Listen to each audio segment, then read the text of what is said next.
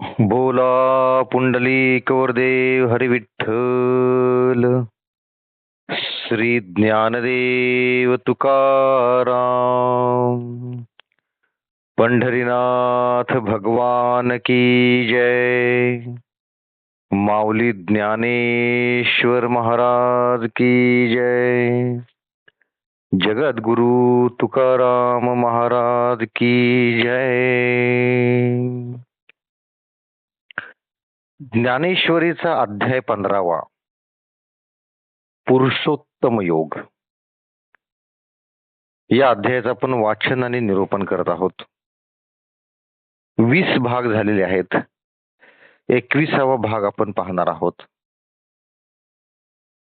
आणि 18वा श्लोक आज आपण पाहणार आहोत. 556 ओव्या झालेल्या आहेत. या अध्यायामध्ये हा जो अध्याय आहे, या अध्यायामध्ये भगवान श्रीकृष्णाने अर्जुनास उपदेश करताना पुरुषोत्तम योग म्हणजे पुरुषोत्तम उत्तम पुरुष हा कसा असतो, कोण आहे, याचं संपूर्ण विवेचन केलेलं आहे. आता उत्तम पुरुष कुणाला म्हणायचं किंवा त्याला पुरुषोत्तम कुणाला म्हणायचं हे सांगण्यासाठी त्यांनी त्याच्या अगोदर क्षर पुरुष आणि अक्षर पुरुष सांगितलेला आहे. म्हणजे ते त्याच्या विभूती आहेत, तेच नाही समजलं तर उत्तम पुरुष समजणार नाही. म्हणून क्षर पुरुष आणि अक्षर पुरुष हे सांगितलेलं आहे. क्षर पुरुष म्हणजे काय की ज्या पुरुषाचा नाश होतो, जो संपतो आणि पुनर्निर्मित होतो, तो म्हणजे क्षर. उदाहरणार्थ सगळं प्राणी मात्र, संपूर्ण सृष्टी आपण क्षर पुरुषामध्ये आहोत. आपला जन्म झाला, आपण पृथ्वी तलावर काही काळ राहणार आहोत आणि नंतर आपला अंत होणार आहे. म्हणजे हे सगळे जे प्राणी आहेत, मनुष्य आहे, वाघ आहे, सिंह आहे, घोडा आहे, झाडं आहेत, पशु पक्षी सगळे जे आहेत हे सगळे क्षर पुरुष आहेत. मग अक्षर पुरुष काय? तर अक्षर पुरुष तो की जो मनाच्या आतलं जे चैतन्य आहे की जे कधीही नष्ट होत नाही, म्हणजेच ते अक्षर आहे. क्षर म्हणजे ज्यात बदल होतो, जे नष्ट होतं, ज्याचा ऱ्हास होतो, ते म्हणजे क्षर. आणि अक्षर म्हणजे ज्याचा ऱ्हास होत नाही, जे नष्ट होत नाही, ते अक्षर. म्हणून आपला जो आत्मा आहे, जे चैतन्य आहे, ते अक्षर पुरुष आहे. म्हणजेच काय की शरीर मरतं, शरीर नष्ट होतं, पण आत्मा मात्र नष्ट होत नाही. आत्मा हा देह सोडून दुसरा देह धारण करतो. जसं आपण कपडे बदलतो तसा हा आत्मा, हे चैतन्य की ज्याच्यामध्ये परमेश्वराचा अंश आहे, ते हे शरीर सोडतं, दुसरं शरीर घेतं. आता ज्यावेळेस हे शरीर सोडतं त्यावेळेस आपण म्हणतो की प्राण निघून गेला. बरोबर आहे? प्राण निघून गेला इथपर्यंत आपल्याला माहिती होतं. पण प्राण हा एकटा जात नाही. प्राण जाताना आपले पंचेंद्रिय म्हणजे सगळे सेन्सेस जे आहेत, कान, नाक, डोळे, त्वचा आणि जिव्हा आणि मन, अशा 6 गोष्टी, 6 तत्व स्वतःबरोबर घेऊन जातो तो प्राण आणि दुसऱ्या शरीरामध्ये प्रवेश करतो. दुसऱ्या शरीरामध्ये प्रवेश करताना सुद्धा या 6 गोष्टी घेऊन त्या शरीरामध्ये जातो. म्हणजे पंचेंद्रिय आणि मन घेऊन जातो. बघा, आपण हा अध्याय थोडासा उलटा उलटा उलटा वाचत आहोत, म्हणजे उलटा उलटा समजून घेत आहोत. पहिल्यांदा आपण काय लक्षात घेतलं की हा अध्याय, या अध्यायामध्ये अर्जुनाला भगवंतांना उपदेश काय करायचा आहे, तर पुरुषोत्तम म्हणजे काय, पुरुषोत्तम कोण आहे, उत्तम पुरुष कोण आहे हे सांगण्यासाठी. मग ते सांगण्यासाठी क्षर आणि अक्षर आपण पाहिलं. मग थोडस आपण पाठीमागे गेलो. आता अजून आपण पाठीमागे जाऊयात की क्षर आणि अक्षर हे आपल्या लक्षात आलं. थोडस पाठीमागे जाऊया. भगवंत म्हणतात की माझा वास जो आहे, माझी जी व्याप्ती आहे ती कुठे कुठे आहे, तर सूर्य आणि सूर्याचे जे तेज आहे हे सगळं माझच आहे. चंद्राची प्रभा ते सुद्धा माझेच, मीच आहे. नंतर जे प्राणी आहेत, प्राण्यांमधला जो जठराग्नी आहे तो मीच आहे. जो अग्नी आहे, जो दहन करतो तो सुद्धा मीच आहे. एवढंच नाही तर सर्व प्राण्यांमधलं जे मूळ तत्व आहे ते सुद्धा मीच आहे. जे ज्ञानी आणि अज्ञानी अशा जीवांचं मूळ सुद्धा मीच आहे. म्हणजे भगवंत हे सर्व व्याप्त आहेत, सर्व ठिकाणी भगवंत आहेत. ही एवढी मोठी व्याप्ती आहे भगवंताची. म्हणजे सर्व जगात मनामनात सर्वत्र भगवंत आहेत.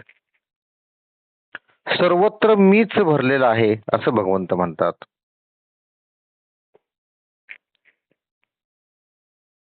आणि हे समजतं कोणाला, जे ज्ञानी आहेत. जे ज्ञानी आहेत त्यांना हे समजतं आणि त्यांनाच सुख प्राप्त होतं. जे अज्ञानी आहेत त्यांना हे समजत नाही, त्यामुळे ते सुखाचे भोगता होऊ शकत नाहीत. ते दुःख कायम त्यांच्या पाठीमागे दुःख असतं.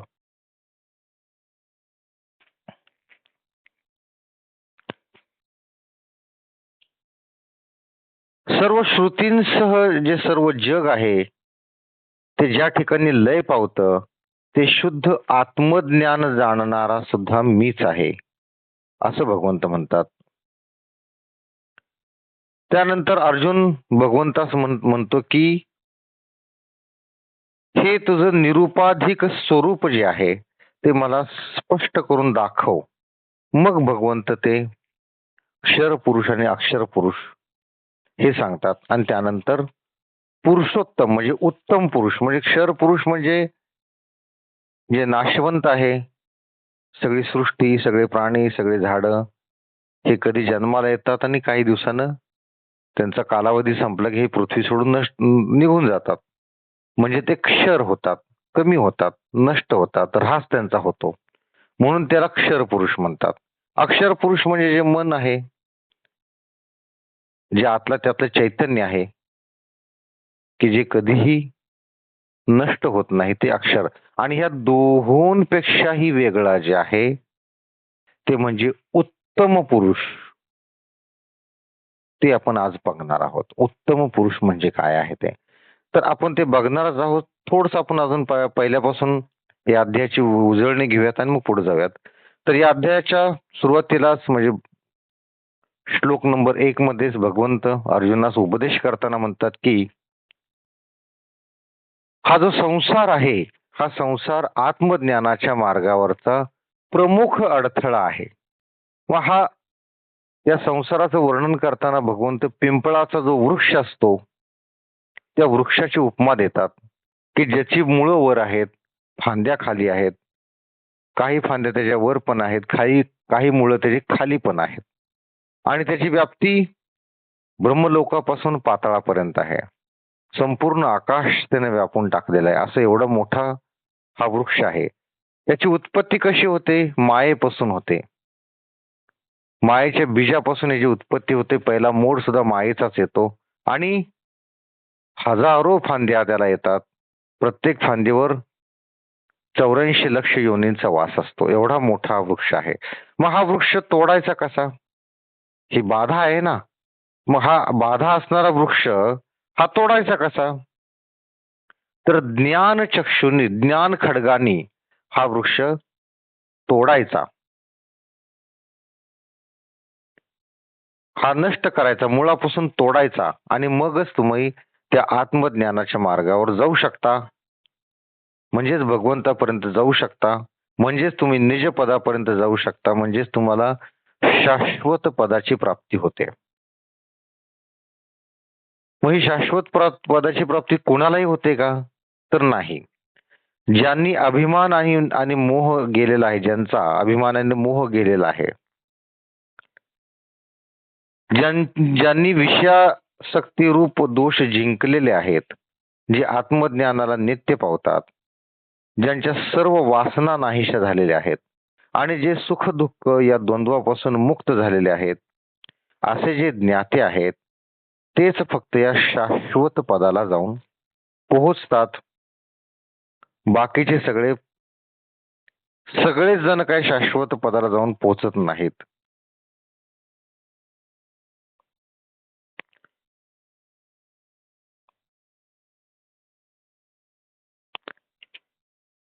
मग प्रश्न निर्माण होतो की जे शाश्वत पदाला जाऊन पोहोचतात, जे भगवंताच्या स्वरूपाशी एकरूप होतात, तर अर्जुन म्हणतो की जे तुझ्या स्वरूपापर्यंत एकरूप झालेले आहेत ते पहिल्यापासूनच तुझ्याशी एकरूप आहेत का भिन्न होते?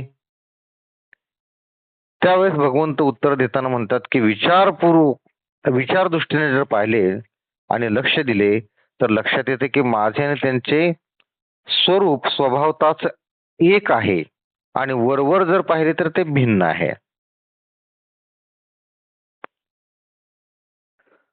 तर इथपर्यंत आपण पाठीमागच्या भागात पाहिलं होतं. त्यानंतर क्षर आणि अक्षर आपण पाहिलं. क्षर म्हणजे जे नाशवंत आहेत, जी सृष्टी आहे ते, आणि अक्षर म्हणजे जे नाशवंत नाहीये, जे मनातलं चैतन्य आहे, भगवंताचा जो अंश आहे ते अक्षर. आणि याच्यापेक्षा जे वेगळं आहे ते म्हणजे पुरुषोत्तम, उत्तम पुरुष. ते आता आपण आज पाहणार आहोत. भाग नंबर 21, ओवी नंबर 557, आणि आता पहिल्यांदा आपण 18व्या भागाचा 18व्या श्लोकाचा अर्थ आपण वाचूयात. ज्या अर्थी मी क्षराच्या पलीकडे आणि अक्षराहूनही उत्तम आहे, त्या अर्थी मी लोकांमध्ये व वेदांमध्ये पुरुषोत्तम या नावाने प्रसिद्ध आहे. भगवंत काय सांगतात? मी क्षर पण नाहीये आणि अक्षर पण नाहीये, त्याच्याही पलीकडे आहे, आणि म्हणून मला पुरुषोत्तम, उत्तम पुरुष असं म्हणतात. तर काय नेमकं आहे हे? आपण काही ओळ वाचूयात तर लक्षात घेऊयात. जो आपण हे जे आहे, हा जो श्लोक आहे तो आपण संस्कृत मधला वाचूयात.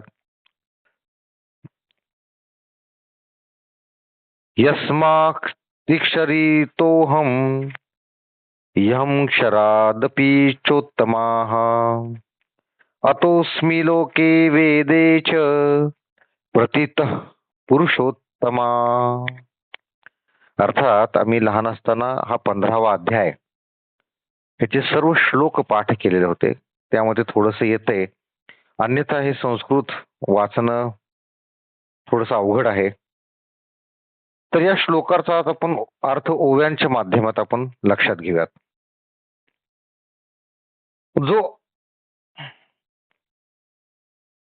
जो आपणेची आपणया प्रकाशितसे धनंजया, काय बहु बोले जया, नाही दुजे तो गामी निरुपाधिकू, क्षराक्षरोत्तम एकू, म्हणून म्हणे वेद लोकू पुरुषोत्तम. या दोनच ओव्या या श्लोकाचा अर्थ आहे. हे धनंजया, जो आपणच आपल्याला प्रकाशित करतो, प्रकाशित करतो म्हणजे आपण म्हणतो ना की सकाळ अंक प्रकाशित झाला किंवा टीव्ही वरचा हा प्रोग्राम प्रकाशित झाला म्हणजे काय? तो सर्वांसाठी खुला झाला.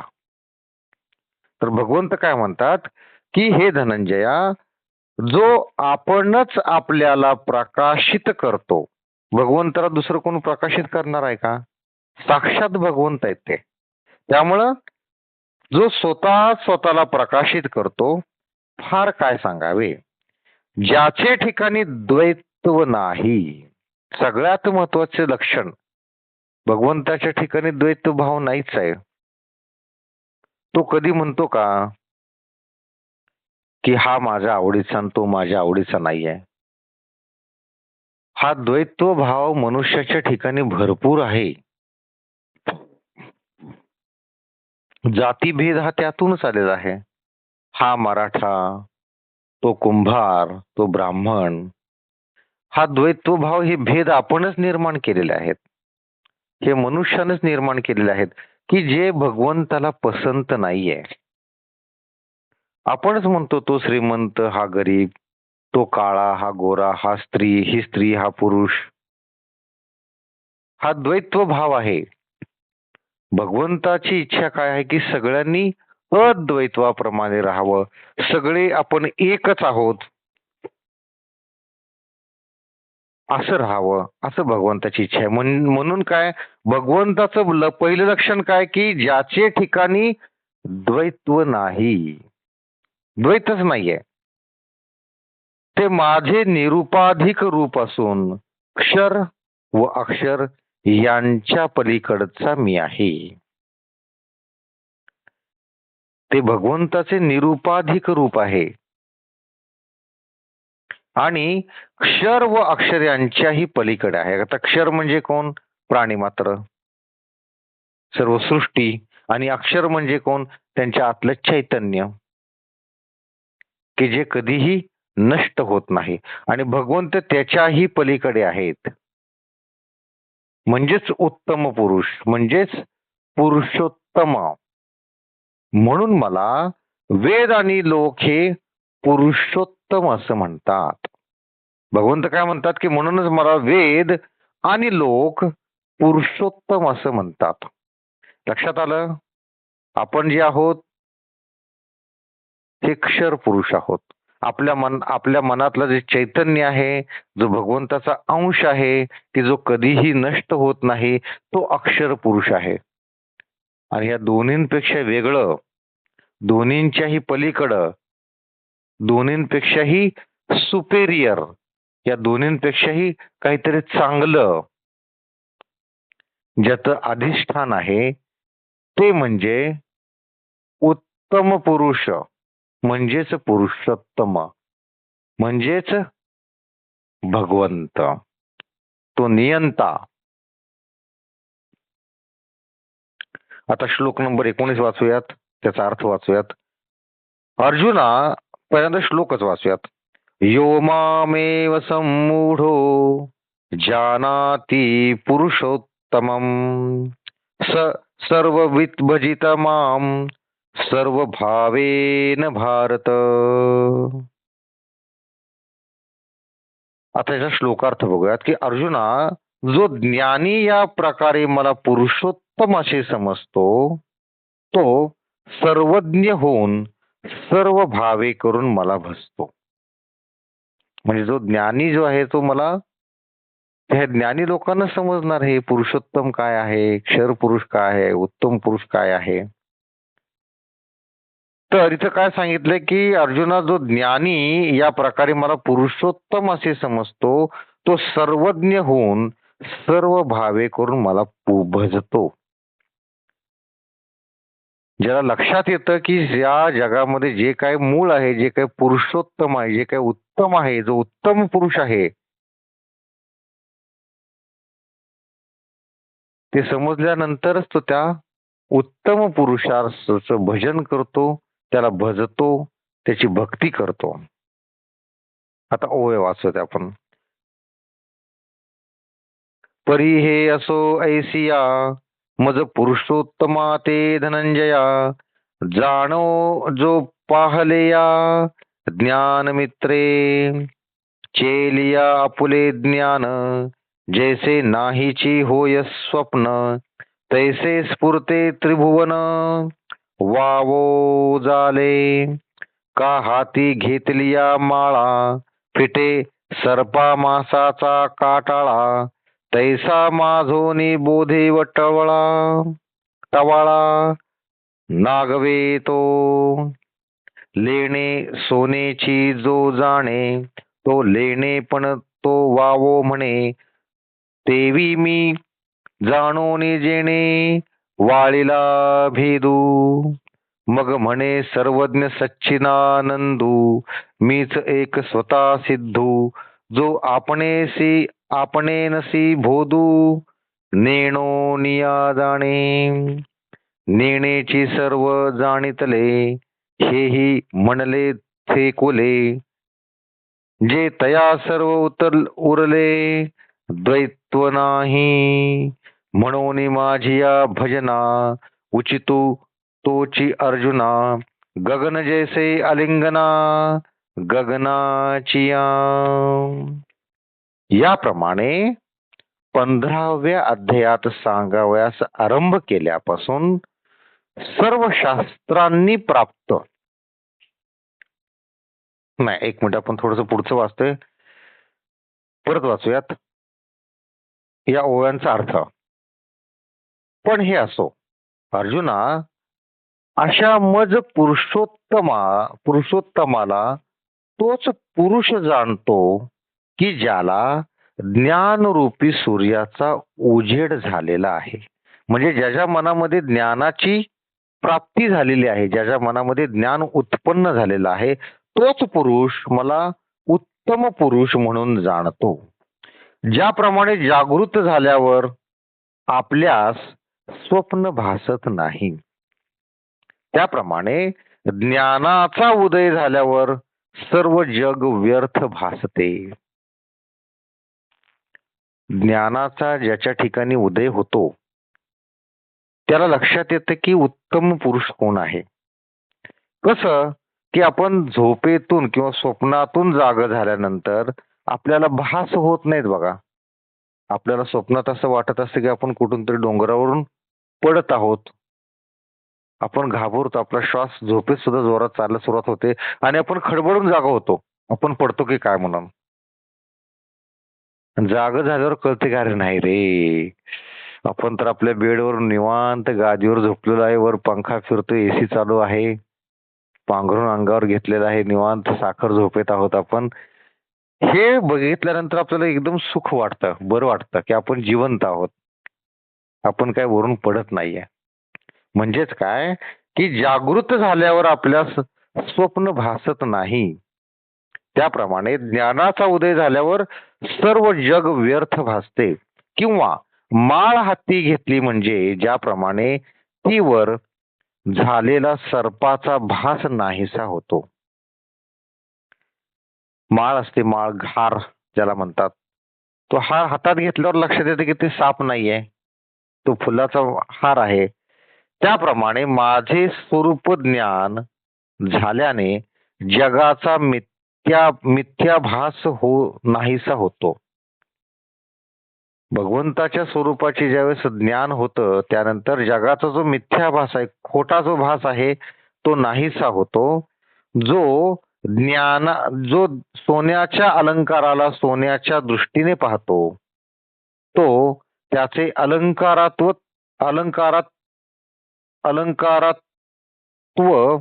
नाहीसा होतो, अलंकारात्व व्यर्थ मानतो. त्याचप्रमाणे ज्याला माझे ज्ञान प्राप्त होते त्याला ज्ञाता, श्रेय व ज्ञान ही त्रिपुटी नाहीशी होते. जो सोन्याच्या अलंकाराला सोन्याच्या दृष्टीने पाहतो, हे सोनं आहे म्हणून जो पाहतो, त्याला त्या सोन्याचे अलंकारात्व लक्षात येत नाही, ते व्यर्थ होऊन जातं. आपण असं म्हणतो का की एखाद्या सुंदर स्त्रीने गळ्यामध्ये सुंदर सोन्याचा हार घातलेला आहे किंवा गंठण घातलेला आहे, आपण असं म्हणतो का ती गळ्यात सोनं घालून फिरायला लागली? नाही, आपण म्हणतो की तिच्या गळ्यातला हार छान आहे बरं का, तिचं गंठण किती छान आहे, असं म्हणतो की आपण असं म्हणतो तिच्या गळ्यातलं सोनं चांगलं आहे? नाही. ते त्याला जर सोनं म्हटलं तर त्या अलंकारातलं अलंकारात्व जे आहे ते नष्ट होतं, व्यर्थ होतं. म्हणून आपण त्याला हार घातला म्हणतो किंवा सोन्याचा हार घातला म्हणतो किंवा गंठण घातलं असं म्हणतो. त्याचप्रमाणे ज्याला माझे ज्ञान प्राप्त होते त्याला ज्ञाता, श्रेय व ज्ञान ही त्रिपुटी नाहीशी होते. मग तो म्हणतो मीच एक स्वतः सिद्ध सच्चिदानंद सर्वत्र आहे. अशा अद्वैत दृष्टीने तो मला जाणतो. ज्याला ज्ञान होतो तो भगवंता काय म्हणून जाणतो की भगवंत हे स्वतः सिद्ध आहेत, सच्चिदानंद आहेत आणि सर्वत्र आहेत. हे तर ज्ञान आहे. हे जाणलं तरच तुम्ही भगवंताला जाणलं असं लक्षात येईल ना, नाहीतर काय उपयोग आहे. त्याने सर्व जाणले हे म्हणणे देखील शोभत नाही, कारण त्याला द्वैत्वाचा भाव कोठेच उरलेला नसतो. म्हणून अर्जुना, तोच माझे भजन करण्यास अधिकारी होय. ज्याप्रमाणे आकाशास आलिंगन देण्यास आकाशच योग्य आहे. आपण जर दोन हात पसरले आणि म्हटलं की हे आकाश, मी तुला भेटायला येतोय. आकाशाला तुम्ही कवेत घेऊ शकता का? नाही. फार विशाल आहे, फार मोठं आहे ते. आकाशाला कवेत कोण घेणार? आकाशच घेणार. दुसरं कोण आहे एवढं मोठं? दुसरं कोणच नाहीये. त्याचप्रमाणे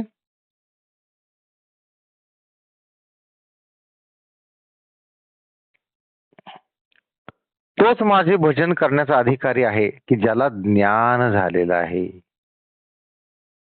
अज्ञानी लोकांना काय उपयोग आहे? त्याला भगवंताचं स्वरूपच माहिती नाहीये. पहिल्यांदा ज्ञान प्राप्ती करून भगवंताचं स्वरूप माहिती करून घ्यायला हवं. मगच त्याला भगवंताची भक्ती करण्याचा अधिकार आहे, नाहीतर काय उपयोग आहे. तर त्यासाठी हे आकाशाचं उदाहरण दिलं. अजून एक उदाहरण दिलं की क्षीरसागराला, हे आपण ओवी वाचून लक्षात घेऊयात. क्षीरसागरा परगुणे की जे क्षीरसागरपणे अमृताची होईनी मिळणे अमृती जेवी 15.5 मिसळावे ते 15.5ची होवावे तेवी मी जालिया संभवे भक्ती माझी हा गा सिंधुसी आणि होती तरी गंगा कैसे नि मिळती म्हणून मी न होता भक्ती अन्वयो आहे ऐसिया लागी सर्व प्राकरी जैसा कल्लोळू अनन्यो सागरी तैसा माते अवधारी भजिनला जो सूर्या आणि प्रभे एक वकी जेणे लोभे तो पाडू मानू लाभे भजनातया. क्षीरसागराला ज्याप्रमाणे क्षीरसागराचीच मेजवानी करणे योग्य होय, अथवा ज्याप्रमाणे अमृत रूप होऊनच अमृतास मिळावे लागते, उत्तम सोन्यात उत्तम सोनेच मिसळल्यावर त्याची एक किंमत लागते, त्याप्रमाणे